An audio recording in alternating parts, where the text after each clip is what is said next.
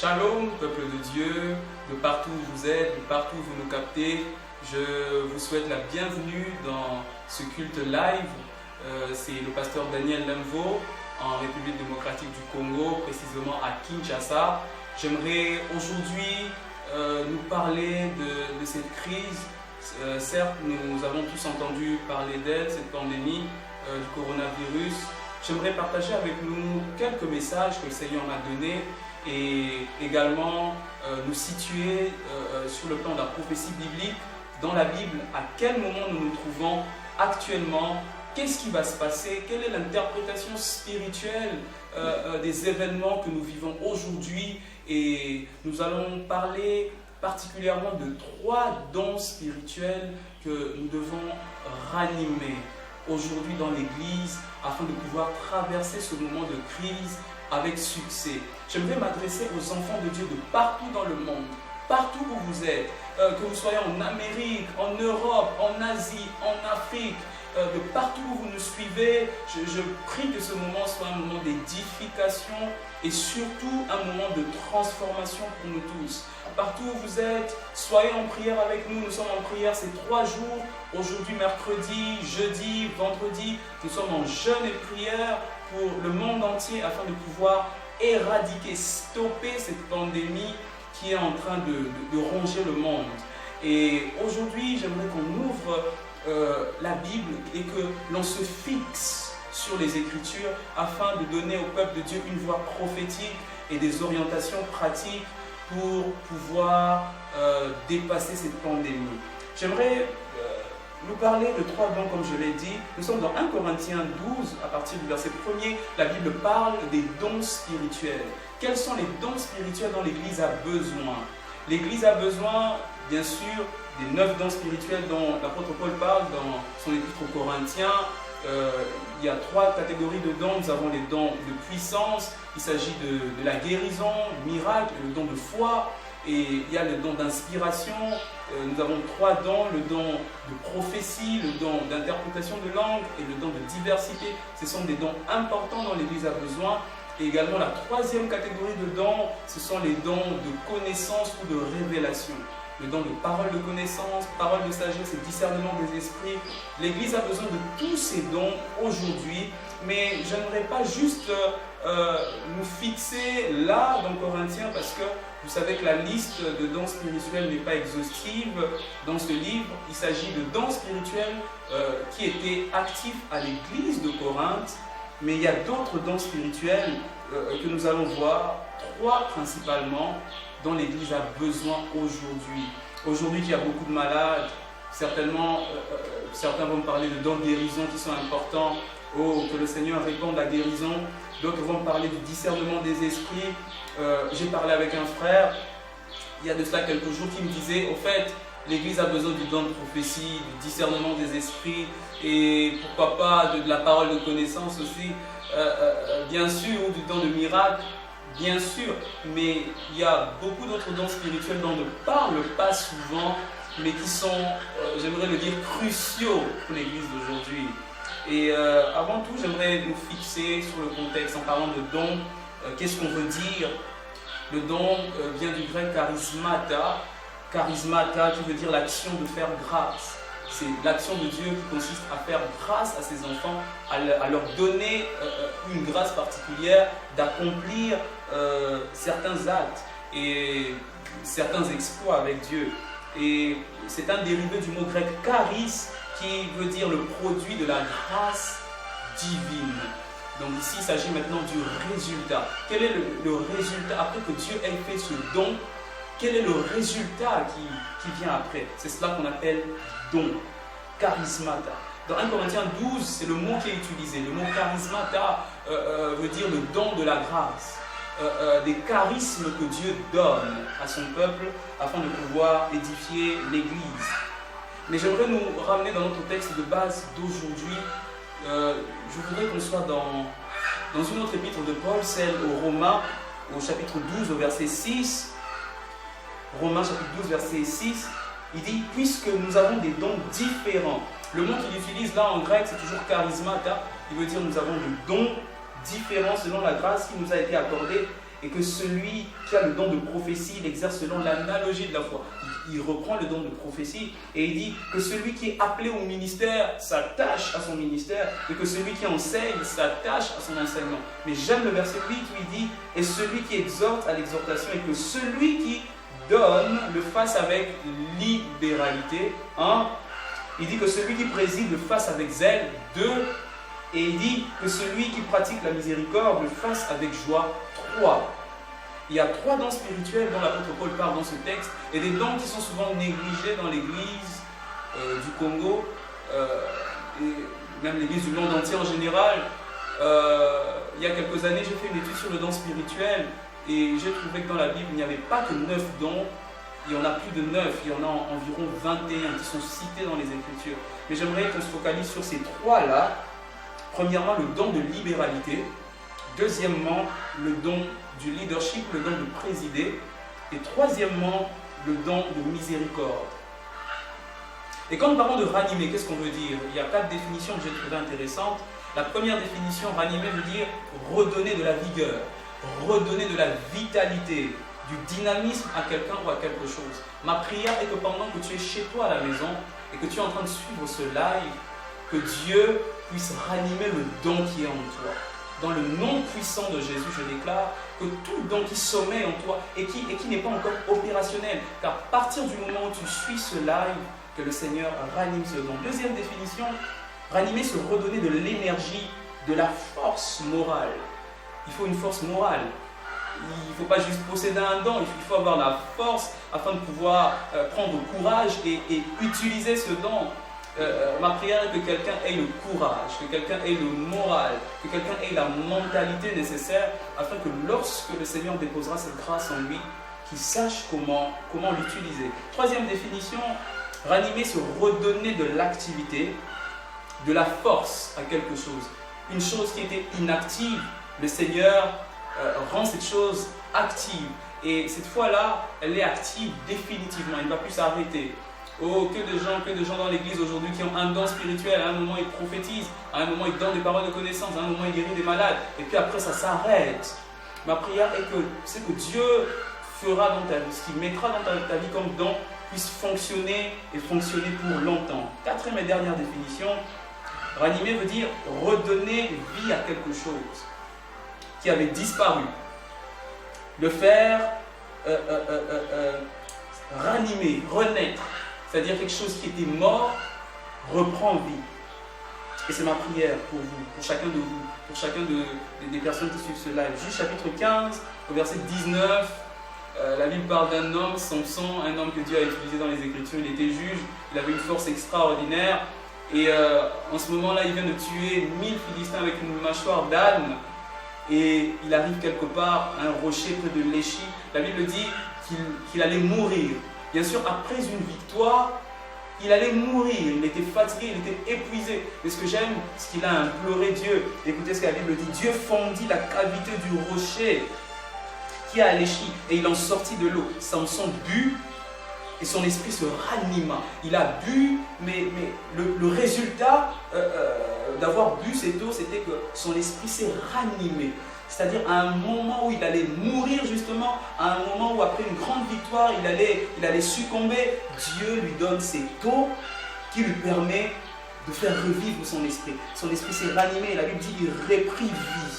C'est justement au moment où il était en train de vivre la crise que Dieu a ranimé son esprit. Ma prière est que là où vous êtes, peut-être vous êtes enfermé, vous êtes en quarantaine pour ceux qui sont malades, ou soit vous êtes en confinement pour ceux qui sont en bonne santé. Oh, ma prière est que Dieu puisse vous donner cette eau spirituelle afin de faire revivre votre don au nom de Jésus. Ma prière est qu'au moment où vous êtes en contact avec la voix prophétique, avec la voix de Dieu, que vous puissiez revivre dans votre don spirituel et dans votre ministère. Puisque je pense que...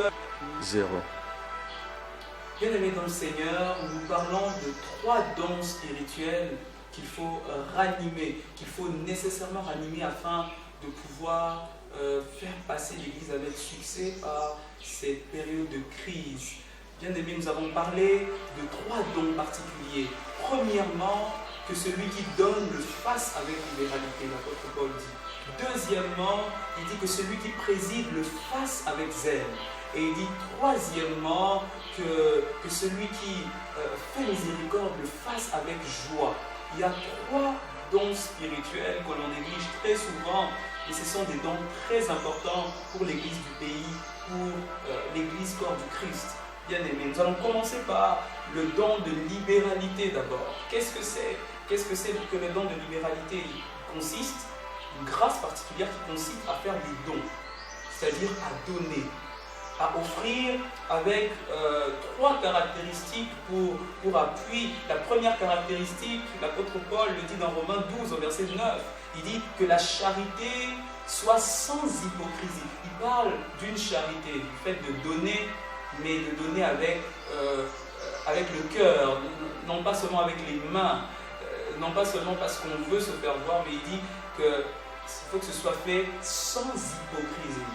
Deuxièmement, c'est donner des dons, faire des dons sans contrainte. L'apôtre Paul ajoute dans 2 Corinthiens 9 au verset 7 que chacun donne comme il a résolu en son cœur, sans tristesse, sans contrainte, car Dieu aime celui qui donne avec joie. Bien aimé dans le Seigneur, il dit, lorsque vous donnez, ne donnez pas parce qu'on vous a forcé à donner. Mais il dit, offrez parce que vous sentez. Donc vous faites avec libéralité, avec joie. Et il dit qu'on doit le faire sans contrainte et sans tristesse. Donc le don de libéralité, c'est cette grâce que Dieu a donnée à un enfant de Dieu, à un chrétien, de pouvoir donner, premièrement, 1, sans hypocrisie, 2, sans contrainte, et 3, sans tristesse. Oh, que Dieu suscite des personnes qui ont cette grâce. Aujourd'hui, on parle des personnes qui meurent de faim plutôt que mourir de maladie. J'ai même vu les statuts de quelqu'un sur WhatsApp qui disait finalement, on ne va pas mourir de Covid, mais on va mourir de poche vide. C'est-à-dire, on ne va pas mourir parce qu'on est contaminé, mais parce qu'on a faim. On est chez soi, on ne travaille pas, on est en quarantaine, ou on est en confinement. Mais au fait, ici, dans le contexte actuel, nous avons besoin non seulement des gens qui prient, mais on a aussi besoin des personnes qui savent donner. Des personnes qui ont cette grâce de Dieu de soutenir les autres, soutenir ceux qui sont en péril, soutenir ceux qui sont dans le besoin. Certes, nous avons beaucoup de groupes de prière qui se lèvent, gloire à Dieu, je bénis le Seigneur, parce que nous ici, également, nous sommes en prière, mais il y a une grâce que Dieu veut élever encore dans l'église corps du Christ, c'est celle de libéralité. On nous parle aujourd'hui du gouvernement qui alloue un certain budget afin de pouvoir lutter contre cette pandémie. On nous parle également de certaines célébrités, des stars de cinéma, des stars de sport qui offrent des dons aux scientifiques afin de pouvoir éradiquer cette crise. Mais que fait l'Église? Qu'est-ce que l'Église fait dans ce contexte? Le moment où l'Église doit se confirmer. Je ne suis pas en train de demander aux églises locales d'offrir. Non, je demande à la vraie Église, le corps du Christ, les personnes. Celle dont Pierre parle en disant « Vous êtes des pierres vivantes utilisées par Dieu et qui forment l'édifice spirituel de Dieu. » Je parle de nous. Je parle des personnes qui ont été choisies par Dieu. Je bénis le Seigneur pour certaines églises qui ont déjà commencé à le faire. Je parle de l'église du prophète Jean Toto. J'ai suivi et j'ai apprécié son église qui déjà offre des produits de première nécessité aux membres. Et ça, c'est une chose à encourager. Aujourd'hui, certains hommes de Dieu réclament des offrandes. Il y a un grand débat aujourd'hui sur les réseaux sociaux. Oh, par M-Pesa, par PayPal, par moyen bancaire. Mais ok. Mais qu'est-ce que maintenant l'Église fait pour ces personnes-là? Je pense que nous sommes arrivés à une période où l'Église doit confirmer sa vocation d'être le sel de la terre et de la lumière du monde. Alléluia. Nous sommes arrivés à un moment où l'Église doit se confirmer. Quand Jésus dit dans Matthieu chapitre 5 que nous sommes le sel de la terre et la lumière du monde, il veut dire que nous avons une capacité d'influence, nous avons un potentiel d'influence. Le sel influence la nourriture et la lumière influence une pièce, influence le monde entier. Quand il parle du sel, il veut dire que nous donnons de la saveur, mais également le sel est utilisé comme désinfectant. Le sel est utilisé comme un moyen de conserver la nourriture contre la putréfaction. Et aujourd'hui, l'Église est là sur la terre afin de permettre à la terre de rester, d'exister, de ne pas être détruite. C'est pourquoi je lance un appel à tous les enfants de Dieu de se lever dans la prière, mais également de se lever dans les actes. C'est une chose importante, mes frères. Nous pouvons évangéliser pendant cette période. Nous pouvons faire passer le message de l'Évangile, non seulement par de belles prédications et de beaux lives comme celui-ci, mais c'est possible de le faire par les actes, mes frères. Je pense que Dieu, dans sa souveraineté, a permis que ces événements arrivent afin de promouvoir, afin de relâcher avec puissance l'Évangile dans le monde entier. Aujourd'hui, une famille peut être affamée, un homme qui vit au jour le jour et qui ne sort pas peut avoir besoin de nourriture, il peut avoir besoin d'assistance quand il est malade. C'est maintenant que l'Église doit se confirmer dans ce domaine. C'est maintenant que l'Église doit se lever afin de pouvoir gagner un maximum de personnes. Oh, je crois, en me levant ce matin, le Seigneur m'a soufflé ça, il me dit, je vais me glorifier. Il me dit, je vais me glorifier même dans les choses qui semblent pires, même dans les choses qui semblent mauvaises. Moi, je vais tirer gloire. Et c'est ce que Dieu fera. Il va tirer gloire. Nous sommes pendant une période où le diable est en train de préparer le règne de l'Antichrist, de la bête d'Apocalypse 13, la bête qui monte de la mer, celle à qui le diable va donner tout le pouvoir. Ah oui, il est en train de préparer ces choses, mes frères. Mais maintenant, qu'est-ce que nous, l'Église, devrons faire? Parce que l'Antichrist n'est pas encore manifesté totalement, mais son esprit agit déjà. Maintenant, qu'est-ce que nous, enfants de Dieu, devons faire? Nous devons influencer comme sel de la terre et comme lumière du monde, influencer tous les domaines de la société. C'est ça le véritable réveil. Oh, je rêve d'une église où on trouvera des hommes politiques et des hommes politiques vrais, qui sont dans la vie chrétienne, non pas qui sont juste dans la religion, mais des hommes politiques qui ont été transformés par l'évangile. On va trouver des scientifiques qui ont été changés par la parole de Dieu. Ils ont la tête, ils ont la science, ils ont le charisme, ils ont tout, mais ils ont également la parole de Dieu dans leur cœur et peuvent agir selon la parole de Dieu. Oh, que le Seigneur nous donne des personnes ayant cette grâce, ayant ce don. J'ai entendu parler de plusieurs débats sur Internet, des polémiques qu'il y a dans l'Église entre nous. Mes frères, mes sœurs, j'aimerais nous conscientiser, ce n'est pas le moment de polémiquer. S'il y a un moment où l'Église doit être soudée, c'est pendant la période de crise. Mes frères, si on se met entre nous à se disputer, qui demande les offrandes, qui ne demande pas, qui fait bien, qui ne fait pas bien, on n'avancera pas. Chacun de nous doit, pendant ce moment maintenant, agir de telle sorte qu'il impacte la vie des personnes tout autour, chaque jour. Qu'est-ce que vous offrez? Qu'est-ce que vous donnez? Quelle personne peut dire, voilà, j'aurais pu mourir si tel ne m'avait pas assisté? L'histoire du bon samaritain nous enseigne. Mais est-ce que nous, aujourd'hui, pouvons être de bons samaritains qui donnent, non pas pour être vus, mais qui donnent parce qu'on aime Dieu, parce qu'on aime notre prochain? Jésus dit, toute la loi se résume en un seul commandement. Tu aimeras Dieu et tu aimeras ton prochain. Et j'aimerais aujourd'hui, dans la situation que nous vivons, nous rappeler ces choses, nous rappeler le message fondamental, le message central de la Bible, le message de Christ, celui de l'amour de Dieu. Aujourd'hui, les prophètes, les apôtres veulent démontrer la puissance de Dieu. Oh, moi je peux guérir coronavirus. Gloire à Dieu! Oh, le Seigneur a dit dans Marc chapitre 16, voici les miracles qui accompagneront tous ceux qui auront cru. Ils poseront les mains sur les malades et ils guériront. Là, c'est pour tout le monde. Ce n'est pas que pour les bishops ou pour les pasteurs. C'est pour tous les enfants de Dieu. Ceux qui croient en Jésus, ils ont cette capacité d'imposer les mains sur les malades et les malades guérissent. Oh, et vous savez que même certains féticheurs peuvent le faire. Mais il y a une chose que le diable ne peut jamais imiter. C'est l'amour de Dieu. C'est le cœur de Dieu. C'est le caractère de Dieu. C'est que Dieu est. Le diable peut copier ce que Dieu fait.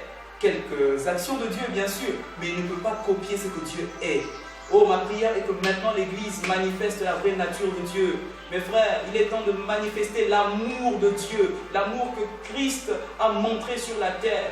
Il est temps que nous, étant appelés chrétiens, c'est-à-dire comme Christ, puissions manifester la nature et les œuvres de Dieu. Le deuxième don, dont Paul parle dans Romains chapitre 12, au verset 8, il dit que celui qui préside le fasse avec zèle. Je me suis adressé à l'Église en général dans ce premier point. Dans le deuxième point, j'aimerais m'adresser en particulier à ceux qui ont des postes de responsabilité, à ceux qui occupent de fonctions de leader, de leadership, que ce soit dans l'Église ou dans le séculier, dans la société. Il est important, mes frères, de savoir que Dieu peut donner un don à quelqu'un et lui dire « je t'ai simplement donné cette grâce afin de diriger ».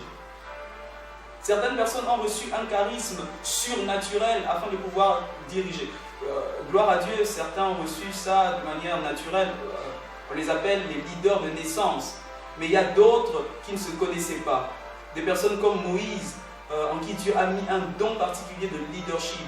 Il lui a dit, c'est toi qui vas diriger mon peuple, c'est toi qui vas le conduire en dehors d'Égypte. Et vous savez, quand Israël sort d'Égypte, la Bible dit qu'ils étaient composés de 600 000 hommes, sans compter les femmes et les enfants. Mais les commentateurs nous renseignent qu'ils étaient à plus de 600 000. Ils nageaient entre 1 million et 2 millions de personnes. Et qui les conduisait? Moïse. Il avait une grâce particulière dans le domaine du leadership. Et malgré qu'il avait une grâce particulière, il a eu besoin du conseil de Jéthro. Bien-aimés dans le Seigneur, vous pouvez avoir reçu un don dans le leadership, mais vous avez besoin d'orientation également. Et cela est très, très, très important. J'aimerais m'adresser aux leaders, c'est-à-dire ceux qui dirigent. C'est dans les moments de crise que l'on reconnaît les vrais leaders, mes frères. Un vrai leader ne se reconnaît pas parce qu'il rassemble des foules. Un vrai leader se reconnaît parce qu'il sait prendre de bonnes décisions, même en temps de tempête. Nous voyons Jésus dans la barque avec les disciples. Pendant que le vent était en train de souffler, il se lève. Lorsque le leader se lève, il sait arrêter le vent. Nous avons vu Paul également dans Actes chapitre 28, Actes chapitre 27, Actes chapitre 28, quand il est en train de voyager pour Rome. Il est prisonnier, mais il sait même prédire ce qui va arriver. Il parle, il fait dire au capitaine de ne pas prendre ce chemin parce que la navigation sera mauvaise. Et nous voyons comment est-ce que le peuple s'est rassemblé autour de Paul.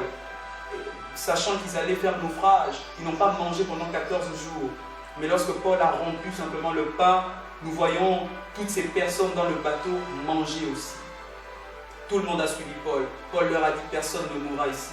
Et personne n'était mort dans le bateau. C'est pendant les temps de tempête, c'est pendant le temps de crise que l'on reconnaît un vrai leader. J'aimerais m'adresser aux leaders d'église, aux prophètes, aux pasteurs, aux docteurs, aux apôtres, aux évangélistes. J'aimerais m'adresser aux leaders séculiers, les scientifiques. J'aimerais m'adresser aux leaders politiques également, ceux que nous avons élus. C'est pendant le moment de crise que l'on reconnaît le vrai leadership. Miles Monroe a dit qu'une armée de moutons conduite par un lion peut battre une armée de lions conduite par un mouton.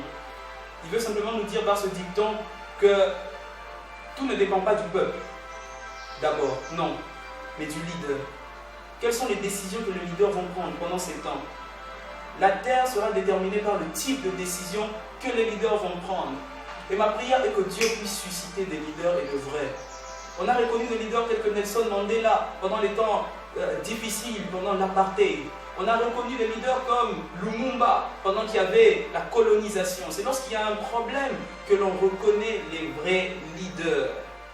Mes frères, chers pasteurs, chers prophètes, on va reconnaître que vous êtes vraiment un leader si vous arrivez à vous lever et à agir de telle sorte que l'Église va continuer dans la bonne direction. Vous donnez les bonnes directions, les bonnes directives aux membres de l'Église. Vous conduisez le jeûne et la prière. J'ai aimé l'initiative du pasteur Yvonne Castanou qui nous a recommandé ces 3 jours de prière dans lesquels nous tous nous sommes. Gloire à Dieu. Que Dieu suscite des leaders qui savent voir et qui savent diriger le peuple dans la bonne direction. Oh, ma prière est que le Seigneur fasse de vous où vous êtes, où vous nous suivez là, un leader. Vous êtes père de famille, vous êtes mère de foyer. Que le Seigneur vous donne le leadership, le bon leadership sur vos enfants. Vous êtes peut-être chef d'entreprise. Ma prière est que lorsque vous êtes en train de regarder ce live, que Dieu mette en vous la capacité de diriger et de diriger le peuple de Dieu dans la bonne direction, dans le nom de Jésus. Que le Seigneur suscite des leaders, des scientifiques, des médecins qui vont trouver le vaccin et le vrai vaccin. contre cette maladie et cette pandémie. Oh, que le Seigneur nous aide. Oh, que le Seigneur nous aide. J'aime ce que Paul dit. Il dit que celui qui préside le fasse avec zèle. Le terme zèle qu'il utilise là veut dire ardeur. Ardeur. Empressement au service de quelqu'un ou d'une idée. Quand on parle de zèle, on ne parle pas de zèle envers soi-même, on parle de zèle envers les autres. Si j'ai du zèle, j'ai du zèle pour l'Église, pour servir l'Église, pour servir les enfants de Dieu. Ce n'est pas pour me servir moi-même. Cher pasteur, lorsque vous avez vraiment le zèle, vous ne cherchez pas votre gain. Oh, j'aimerais aussi parler aux hommes politiques. Lorsque vous avez vraiment du zèle pour la nation, vous n'aurez pas besoin de chercher votre propre gain, mes frères. Lorsqu'on a du zèle pour la nation ou pour l'Église, tout ce qu'on fait, que ce soit même les lives Facebook que nous faisons là, les cultes que nous rendons à Dieu dans nos églises, tout ce que nous faisons, c'est pour bénir le peuple de Dieu, c'est pour édifier le peuple de Dieu. Lorsqu'on a vraiment du zèle comme l'apôtre Paul, on peut se dire, oh, je vis afin d'accomplir dans mon corps les souffrances de Christ. Il sait qu'il ne sert pas Dieu pour l'argent. Et même il dit, les signes de mon apostolat ont éclaté au milieu de vous par des miracles, des prodiges. Mais avant de dire ça, il dit, par une patience à toute épreuve. Mes frères, une patience à toute épreuve. Comment saura-t-on que vous êtes leader si vous vous découragez lorsqu'il y a crise? Comment saura-t-on que vous êtes leader si vous n'agissez pas au bon moment, si vous ne prenez pas de bonnes décisions au bon moment? Comment saura-t-on que vous êtes leader si vous n'arrivez pas à sortir le peuple de la misère? Homme politique. Comment saura-t-on que vous êtes leader si vous n'arrivez pas à agir de telle sorte que le peuple de Dieu se retrouve dans la paix et dans la joie? Comment saura-t-on ça? Le service pour les autres. La deuxième définition du zèle intéressante que j'ai eu à trouver, c'est que le zèle est l'application à faire bien son travail. C'est cette application qui pousse quelqu'un à bien travailler, à bien accomplir sa mission. Oh, si je suis pasteur, oh, je vais prêcher l'évangile. Si je suis évangéliste, je vais gagner des âmes. Oh, si je suis homme politique ou scientifique, je vais bien faire mon travail de manière à réussir dans mon domaine. Oh, c'est le moment où, mes frères, nous ne devons pas perdre courage, mais nous devons garder le zèle. Le zèle pour l'évangile, l'application à bien travailler, J'aimerais parler aux scientifiques, il est temps, cherchez, faites des recherches. J'aimerais parler aux hommes politiques, il est temps maintenant de prendre de bonnes décisions. J'aimerais parler aux responsables religieux, il est temps maintenant de prier au maximum pour le malade. Oh, si on amène un malade du coronavirus, pasteur, n'ayez pas peur, impose les mains. Dieu a donné cette capacité. Même si tu n'imposeras pas nécessairement les mains, il faut même de loin prier pour quelqu'un au téléphone. Le docteur Job Moukadi a partagé un témoignage où il disait qu'il a prié pour quelqu'un au téléphone, il a été automatiquement guéri. Respectons les règles sanitaires, don de guérison au nom puissant de Jésus. Où vous êtes chez vous, pendant qu'on va prier, on va prendre un petit temps de prière tout à l'heure. Mes frères, demandez à Dieu le don de guérison. Vous sentez quelqu'un à la maison qui commence à manifester des symptômes, priez pour la personne, amenez-la à l'hôpital. Mais aussi, n'oubliez pas que la grâce de Dieu est disponible dans cette génération. Alléluia. La grâce de Dieu est disponible. C'est par ce travail d'équipe que nous réussirons. Ce n'est pas lorsque nous nous attaquons entre nous, entre pasteurs, entre scientifiques. Oh, on se pose la question, qui va gagner, Dieu ou la science? Mes frères, la science vient de Dieu. C'est Dieu qui a donné la connaissance aux médecins. C'est Dieu qui a donné l'inspiration aux médecins, aux physiciens et à tout le monde. Et il faut le savoir, la religion ou je dirais la spiritualité, je ne parle pas de religion, la spiritualité n'exclut pas la science. Vous pouvez être un homme extrêmement spirituel et aussi extrêmement intelligent, comme l'apôtre Paul par exemple. Vous pouvez servir pour la cause de l'État, mais aussi servir Dieu, comme Daniel par exemple. Vous pouvez être un homme des sciences, un homme intelligent et servir Dieu, comme Salomon par exemple. Il était un homme des sciences, il connaissait les lettres, il connaissait la sagesse humaine, mais il était également un homme de Dieu. Mes frères, c'est important pendant ces temps de travailler en équipe. Le message que j'aimerais véhiculer au travers de ce live, c'est dire à l'église, ce n'est pas le moment pour polémiquer. Le moment des polémiques, non, ce n'est pas maintenant. Maintenant, c'est le moment où nous devons être unis. Chacun a reçu quelque chose de Dieu. Les scientifiques ont reçu l'intelligence de Dieu. Les religions ont reçu l'onction du Saint-Esprit. Les politiques ont reçu l'autorité de Dieu. Il est temps maintenant de rassembler toutes ces choses afin de faire avancer l'humanité vers la réussite et la fin de cette crise. Et enfin, j'aimerais finir par la miséricorde, le don particulier de miséricorde que Dieu donne. C'est quoi la miséricorde? La première définition, mais ce n'est pas vraiment dans le contexte de mon message aujourd'hui, c'est que c'est le sentiment qui pousse à pardonner à un pécheur ou à un coupable. La miséricorde, c'est ce sentiment qui te pousse à pardonner à quelqu'un. La deuxième signification, c'est que c'est un sentiment par lequel la misère d'autrui touche notre cœur. Le sentiment par lequel la misère d'autrui touche notre cœur. Lorsque je vois mon frère, lorsque je vois ma soeur être dans la souffrance, être dans le besoin, ce sentiment qui me pousse à ressentir cette compassion à son égard, c'est ça la miséricorde. La compassion. Oh, un jour, il y a un enfant qui a répondu à son père, après que son père lui ait posé la question, c'est quoi la miséricorde? Écoutez ce que l'enfant dit à son père. Papa, c'est la corde qui tire de la misère. Et effectivement, il a juste utilisé le jeu de mots. Il a vu qu'il y a le mot corde et le mot misère. Mais c'est vraiment ça l'idée derrière. C'est cette corde qui sort quelqu'un de la misère. Quand je sens que quelqu'un est en train de souffrir, j'ai compassion envers cette personne. Plusieurs miracles que Christ faisait, il le faisait par compassion. La Bible dit qu'il fut ému de compassion. Et même pour la multiplication des pains, un miracle extraordinaire que Christ a accompli, c'est parce qu'il avait compassion. Mes frères, mes sœurs, l'Église a besoin maintenant des hommes qui se lèvent avec la compassion de Christ afin de prier. Tel que nous sommes là, nous jeûnons, mais pas pour nous-mêmes. Nous prions, mais pas pour nous-mêmes. Nous prions parce qu'il y a des hommes et des femmes dans le monde qui ont besoin de nos prières.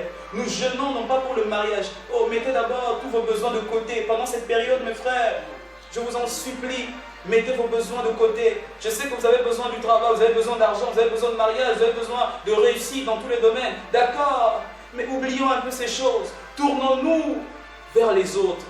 Pendant cette période, tournons-nous vers ceux qui souffrent. Tournons-nous vers ceux qui ont besoin d'un père, d'un pasteur. Tournons-nous vers ces personnes qui ont besoin de notre aide, de notre prière. Les malades ne vous demandent pas beaucoup. Une simple prière, homme de Dieu, tu as reçu la grâce de Dieu. Aie compassion et prie. Alléluia. La miséricorde vient de l'hébreu kesed. Kesed veut dire bonté. C'est un terme traduit par miséricorde ou bonté dans la Bible. Et dans le Nouveau Testament, le mot qui donne miséricorde, c'est le grec eleos, qui vient du verbe eleien, qui veut dire avoir pitié. Avoir pitié de quelqu'un. Lorsque je regarde la condition de la personne, je ressens une certaine pitié. Et je me dis, il faudra que je m'occupe de cette personne-là. Où sont ces personnes qui ont les larmes dans l'église? Oh, ma prière est que Dieu restaure les larmes. Que Dieu restaure les cœurs qui ont compassion. Lorsque je vois simplement une personne malade en train de souffrir, je ne peux pas la laisser comme ça. Il faut que je fasse quelque chose. Même si ce que je ferai ne va pas nécessairement résoudre son problème. Mais il faut que j'agisse afin de soulager tant soit peu la souffrance de cette personne. Oh, que Dieu nous donne des personnes qui ont compassion. Et ce sont ces personnes, je le déclare pendant cette période, qui vont accomplir des miracles, des guérisons. Je déclare que ces personnes qui vont recevoir la miséricorde de Dieu dans leur cœur accompliront des actes extraordinaires avec Dieu, des actes prodigieux dans le nom puissant de Jésus. Ces personnes vont se mettre à l'intercession. Ces personnes vont prier. Ces personnes, oh, si elles le peuvent, si elles sont dans le domaine scientifique, feront des recherches approfondies afin de donner à l'humanité la solution dont elle a besoin. Et maintenant, je finis par ceci. Quelle est la signification des temps que nous vivons maintenant? Aujourd'hui, on nous parle de pandémie. Une pandémie, c'est une maladie qui est différente d'une épidémie. En fait, c'est une maladie qui s'est répandue dans le monde entier et qui est très contagieuse. Une épidémie, c'est une maladie qui, elle, se manifeste dans une région simplement. Mais celle-ci touche le monde entier. Elle a une signification particulière. La première signification c'est un appel à l'évangélisation personnelle. Vous allez vous rappeler avec moi pendant l'église primitive, à l'époque de Pierre, les apôtres n'avaient pas le droit d'aller évangéliser dehors. Ils n'avaient même pas le droit de se réunir dans un endroit public, dans un lieu public, dans un stade ou dans un aéropage. Ils n'avaient pas le droit, ils se réunissaient dans les maisons. À l'époque de Paul, on parlait des églises maisons, des oikos en grec, des maisons qui étaient données par certains membres, par certains chrétiens, afin que l'église puisse s'y réunir. Et comme vous lisez l'épître de Paul aux Romains, quand il s'adresse à l'église de Rome, il parle de l'église qui se réunissait dans la maison de Priscille et Aquilas, et même dans la maison de Adronicus et Junia. Il parle des maisons dans lesquelles les chrétiens se réunissaient. C'est pour dire que l'évangélisation la plus productive se fait non pas dans nos assemblées, mais se fait chez nous, dans nos maisons, dans nos quartiers, là où nous restons. Aujourd'hui, il y a confinement, nous sommes assis à la maison, on reste là, on ne bouge pas, on n'a pas droit à faire nos activités. Gloire à Dieu, c'est une mesure responsable que nos autorités ont prise. Mais maintenant, nous, Église, comprenons le message de Dieu qu'il y a derrière. Nous devons rester centrés vers l'évangélisation. C'est maintenant, frères et sœurs, que nous allons parler de Jésus aux personnes qui sont là à côté de nous. Nous allons parler de Jésus aux voisins. On va parler de Jésus aux personnes qui sont avec nous à la maison. Nous passons toutes nos journées avec elles. L'évangélisation personnelle. Il a été prouvé par certaines études que 90% de chrétiens ont été gagnés par un témoignage personnel d'un proche. 90%, mes frères. Vous savez, les campagnes d'évangélisation que nous faisons, les actions évangéliques sont très bonnes, mais l'évangélisation personnelle ne peut pas être remplacée. C'est un appel à l'évangélisation personnelle. Deuxième signification des temps que nous vivons, c'est un appel au culte personnel. Le culte personnel. Nous ne pouvons plus aller dans nos assemblées, on ne peut plus aujourd'hui célébrer des cultes à plus de 20 personnes. Maintenant, c'est chacun avec son Dieu dans sa chambre. Mon frère, ma soeur, c'est pendant ces moments où Dieu va mettre ta foi à l'épreuve. Est-ce que tu es capable de passer un mois sans aller à l'église et garder la foi? Ou est-ce qu'il y a plusieurs personnes qui finalement vont tomber dans la distraction? D'autres ne prieront plus, d'autres vont tomber dans le péché, dans la masturbation, dans le voyeurisme. Tellement ils restent à la maison, ils sont devant les écrans, ils sont devant la télé, ils sont devant le téléphone. Est-ce qu'il y a d'autres qui vont retomber dans la pornographie? Mes frères, c'est maintenant que Dieu va éprouver notre foi. Si vous tombez, cela veut dire que votre foi n'est pas basée sur Jésus, mais sur vos assemblées.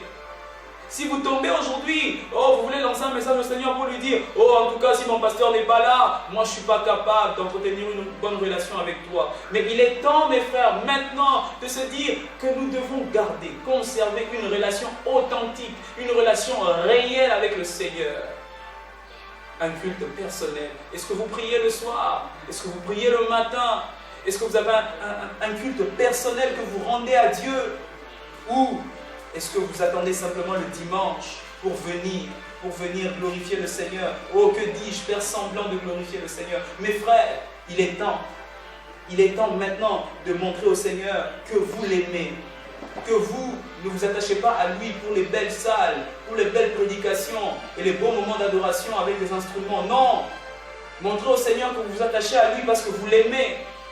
C'est ça la signification des temps actuels. Et troisièmement, ça signifie qu'il est temps de retourner au culte familial. Pour ceux qui sont en famille, priez en famille, cherchez Dieu en famille, parlez de Jésus aux membres de votre famille. Je ne comprends pas comment vous pouvez vivre dans la même maison que quelqu'un qui ne croit pas en Jésus et jusque-là vous ne l'avez pas encore impacté d'une certaine manière. Maintenant, les chrétiens doivent se confirmer dans leur maison. Cette Bible, vous n'aurez plus à l'emmener partout dans le quartier, à prêcher l'évangile aux gens dans le quartier. Non, il faudra qu'on la vive. Vous devez être une Bible ouverte chez vous à la maison. Votre père, votre mère, vos cousins, vos cousines, vos frères, vos sœurs doivent voir Jésus au travers de vous, doivent vivre la parole au travers de vous, doivent voir les préceptes, les commandements de Dieu être respectés au travers de vous. Et doivent également expérimenter la puissance de Dieu au travers de vous. Comme Élie l'a dit sur le mont Carmel, que l'on sache que tu es Dieu et que je suis ton serviteur. Que l'on sache deux choses. La première, c'est que l'Éternel, Yahweh, est Dieu. Et la deuxième des choses, que l'on sache que moi, je suis son serviteur. C'est ma prière pour tout un chacun. Là où vous êtes chez vous à la maison, que l'on sache que l'Éternel est Dieu et que l'on sache également que vous êtes serviteur de Dieu dans le nom puissant de Jésus. L'enlèvement arrive. Le retour de Christ est imminent. Dieu est en train de nous montrer par toutes ces tribulations. Lisez Matthieu 24, vous verrez des temps de la fin qui seront chargés d'événements désastreux. Lisez Apocalypse 6, 7, 8, 9. Vous allez voir la grande tribulation de l'Antichrist qui sera caractérisée par 3 séries de jugements. Les 7 sceaux, les 7 coupes, les 7 trompettes. 3 séries de jugements dans lesquels, au fait, Dieu va détruire l'humanité. Et je pense que le 7/12e de la population, après les 7 trompettes, sera totalement détruite. Plus de la moitié de la population de la terre.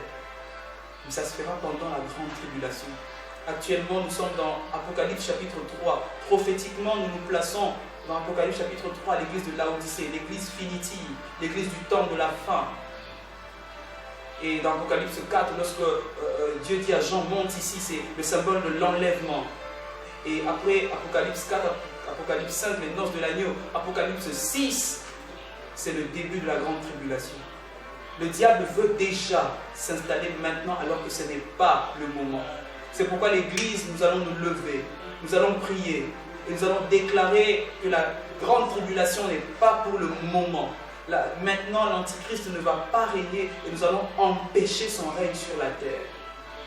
Dans un prochain message, nous allons parler des signes eschatologiques, nous allons parler du temps que nous vivons, nous allons brosser Apocalypse, nous allons parler de Daniel, de Zacharie, le retour de Christ sur le mont des Oliviers, nous allons parler de tous les temps qui vont arriver jusqu'à l'éternité. Mais aujourd'hui, j'aimerais juste nous dire, mes frères, que nous devons agir. Nous ne devons pas être laxistes. Oh, j'attends simplement l'enlèvement. Oh, vous attendez là? Non, non, non, non. On n'attend pas l'enlèvement, on prépare l'enlèvement. Ce n'est pas le moment de dormir. Ce n'est pas le moment de sommeiller. L'apôtre Paul, il le dit, la nuit est avancée. Dans Romains chapitre 13, au verset 12. Et il dit, la nuit est avancée, le jour approche. Et il dit, c'est l'heure de vous réveiller, enfin du sommeil. Et maintenant, le salut est plus près de nous que lorsque nous avons cru. Maintenant, le salut est plus près de nous, mes frères. Le salut est plus près de nous qu'avant. Maintenant, nous devons nous dire, bien-aimés frères et sœurs, que Jésus, non, il ne revient pas bientôt. Il est déjà à la porte. Et j'aimerais lancer un appel à tous ceux qui m'écoutent et qui n'ont pas encore régularisé leur situation avec le Seigneur. Vous n'avez pas encore mis votre vie en ordre avec le Seigneur. C'est le moment. Lorsque vous suivez cette vidéo, oh, mes frères, et que vous êtes touchés par le Saint-Esprit, répandez-vous. Répandez-vous. Car le royaume de Dieu est proche. J'aimerais parler à l'Église, aux saints, préparez-vous. Et j'aimerais parler à ceux qui ne sont pas encore prêts avec le Seigneur. J'aimerais vous le dire, répandez-vous. Car le royaume de Dieu est proche. Il y a encore un péché qui vous retient. Il y a encore un péché, c'est peut-être l'impudicité, c'est peut-être la débauche, c'est peut-être le mensonge. Répandez-vous. Et le Seigneur va vous épargner. Et s'il revient aujourd'hui, oh je dis bien s'il revient aujourd'hui, vous partirez ensemble avec nous. Et nous monterons. Et nous irons à sa rencontre dans les airs. C'est ma prière pour chacun de vous. Dans le prochain rendez-vous, le prochain live, nous allons parler des événements du temps de la fin. Nous allons parler des événements qui vont arriver après l'enlèvement. Nous allons parler de l'appréhension, la bonne appréhension qu'il faut avoir de ces temps. Les temps prophétiques que nous vivons, les temps futurs. Nous parlerons du millénium, nous parlerons du jugement dernier. Restez branchés sur notre chaîne YouTube, restez branchés sur notre page Facebook, Pasteur Daniel Lemvo, c'est Pasteur Dan Lemvo, j'allais dire, et sur mon compte Facebook Dan Lemvo, ainsi que sur la page Facebook de notre ministère, Rassemblement des enfants, des serviteurs de Dieu. En clôturant ce message, je prie que le Seigneur vous bénisse, que le Seigneur vous bénisse où vous êtes et que le Seigneur répande sur vous ces 3 dons. 1, le don de libéralité. 2, le leadership. Et 3, la miséricorde. Que le Seigneur répande en abondance ce don dans l'Église. Ma prière est que le Seigneur répande sur vous ces grâces. Et que tous ceux qui aspirent à la guérison maintenant reçoivent leur guérison. Au nom puissant de Jésus. Seigneur, merci de toucher. Merci d'impacter, merci d'affecter quelqu'un au travers de cette vidéo. Père, que les témoignages soient nombreux. Que celui qui est malade maintenant guérisse au nom de Jésus. Que celui qui a besoin de toi maintenant te reçoive au nom de Jésus. Que quelqu'un qui était dans un péché duquel il n'arrivait pas à sortir en sorte maintenant au nom puissant de Jésus. Je déclare maintenant la puissance de Dieu. Que la puissance de Dieu soit véhiculée par les ondes de ma voix. Que la puissance de Dieu soit véhiculée par cette vidéo. Afin de toucher tout homme qui est derrière son écran. Toute femme qui est derrière son écran. Répands tes dons. Répands la guérison. Et répands le salut. Dans le nom puissant de Jésus. Nous avons ainsi prié.